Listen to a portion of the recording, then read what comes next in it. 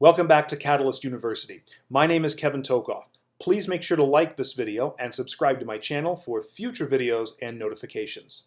And a big thank you to my patrons on Patreon for your contributions to my channel. In this video, we're going to be discussing some basic cardiovascular pharmacology. We're going to look at some of the drugs that actually act on certain receptors of the heart muscle, and then also we'll be looking at some that actually act in the periphery at peripheral arterioles at the vasculature.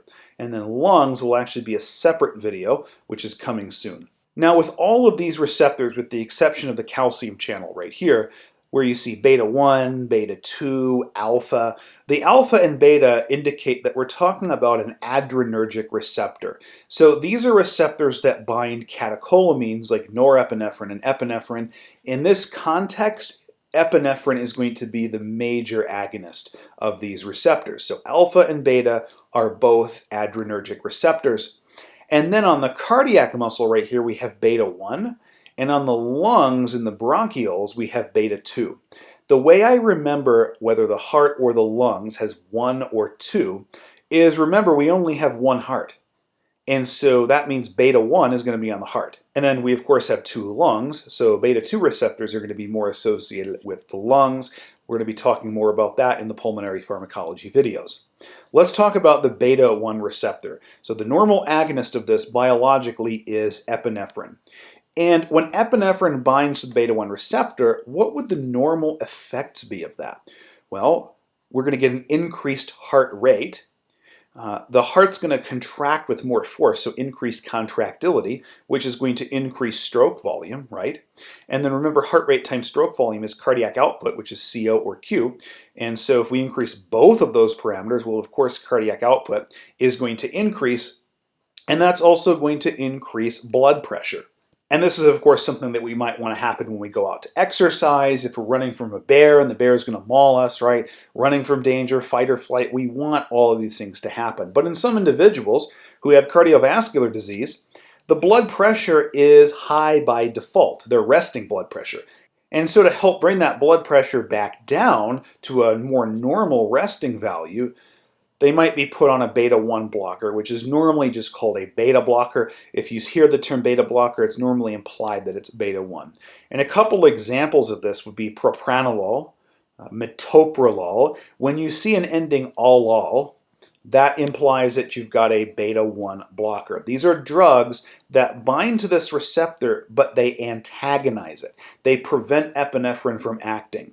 And so basically all those parameters are going to go in the opposite direction because epinephrine is no longer able to act on it because these beta blockers are basically just sitting in the active site, or I should say the binding site, and they just get in the way. And so epinephrine can't act. So they help to bring the heart rate down. They bring the contractility down and therefore the stroke volume down. And so the cardiac output goes down, and also it helps to bring blood pressure back down because the heart is not beating with as much force, it's not beating as fast, and so this can help bring somebody's resting blood pressure down if their resting pressure is too high. Now, one of the things that beta blockers will do, unfortunately, is they will often give somebody exercise intolerance. So if you're going at a higher intensity of exercise, normally your heart rate should increase and your stroke volume should increase. But it may come to a point where it literally can't increase anymore because you're on this drug. And so people on beta blockers may actually have exercise intolerance. Also, if somebody is exercising and you think you're going to monitor their heart rate, that's not going to work, right? Because they're going to have a blunted heart rate response. That's what the beta blocker does. And so instead of looking at heart rate or blood pressure while they're exercising, you want to use a different type of measurement like RPE, ratings of perceived exertion. So this is a subjective measurement, so the person tells you on a scale of either 1 to 10 or 6 to 20, depending on if it's Borg or modified Borg, and they'll tell you the exercise intensity that they feel that they're exercising at. So for someone on a beta blocker, you don't use heart rate or blood pressure to measure exercise intensity or workload. You would have to use one of the RPEs. One other thing about the beta blockers is that they can cause arrhythmias. And when you're getting off of a beta blocker for whatever reason, you can't cut it cold turkey. You have to taper off of it in order to get off of the drug. And an MD would, of course, have to prescribe a certain regimen to get off of the drug. One other thing that I want to mention is that overall these drugs have a very low rate of adherence by the patients, only about 51%. And you think that the drugs would actually have a higher rate of adherence given that they're meant to save somebody's life because they reduce the risk of a cardiac event or a stroke. Two of the reasons they have low adherence rates is because, one, they can actually make the patient feel terrible. And a lot of times high blood pressure is asymptomatic. So someone can have a blood pressure, a systolic of 180 millimeters of mercury, and they feel nothing. And so they perceive that they may not need the drug. And so for those two reasons, these drugs have a very low rate of adherence. So those are the beta blockers.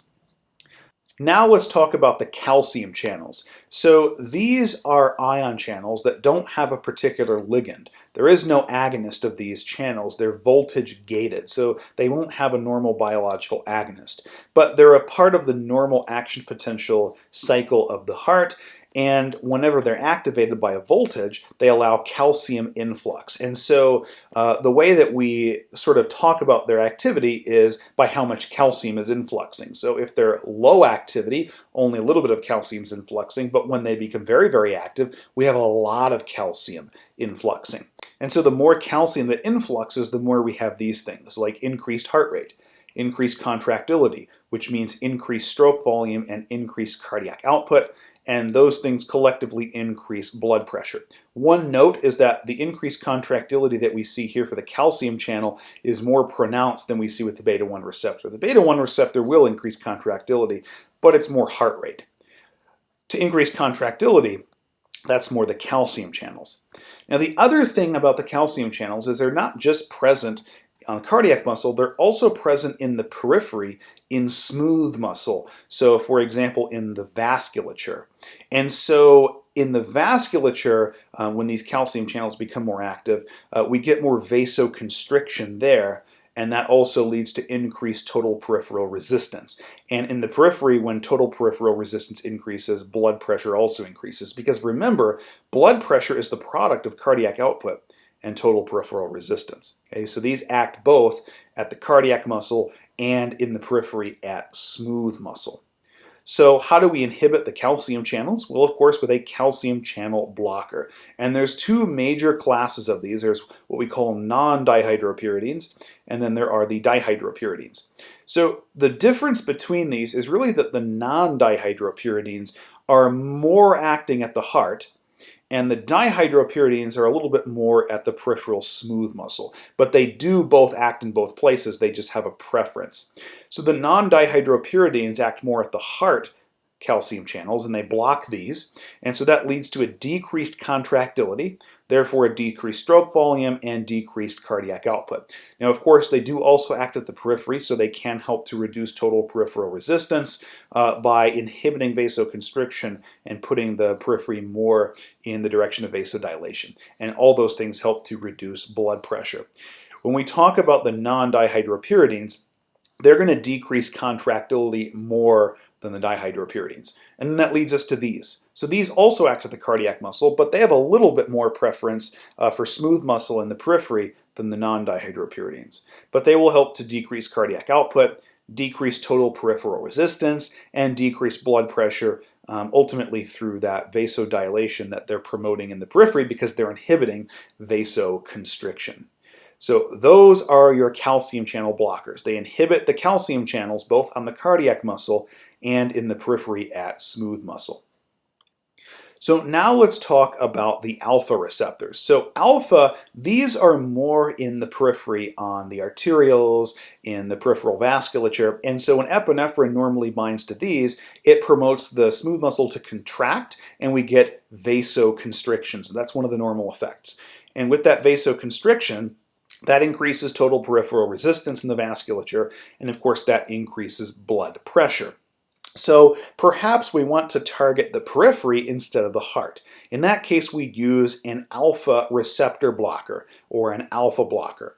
Now obviously if we block the alpha receptor, we're going to get the opposite of these things. So we're going to get instead decreased vasoconstriction, which puts us more in the direction of vasodilation, very similar to what we saw with the calcium channel blockers action in the periphery. So we get vasodilation, and that's going to allow decreased total peripheral resistance and decreased blood pressure. Now, one important thing here.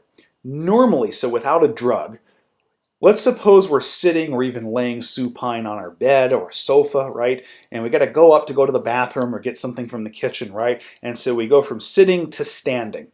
When we go from sitting to standing, what's supposed to happen is a little bit of natural vasoconstriction to maintain blood perfusion to the brain because we're changing positions, okay? If we inhibit vasoconstriction with an alpha blocker, when we go from supine to sitting or sitting to standing, we're not going to have as much of that vasoconstriction that's going to keep that blood flow going to our head.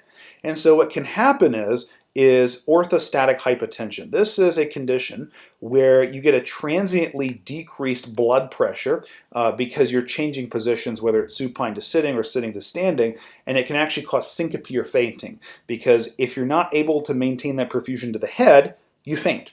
And the purpose of fainting is to put you back in a supine or prone position on the ground to make sure that that blood pressure gets back to normal and get it perfusion back to the brain. And so even though excessive vasoconstriction is bad, sometimes a little bit is actually necessary when we change positions, and if we aren't able to achieve that, it can lead to hypotension. Okay? And another thing about the alpha blockers that we've kind of already insinuated is that they only act peripherally. So they're not acting on the heart, they're not acting on the lungs, they act at the peripheral vasculature and they decrease total peripheral resistance there. Okay?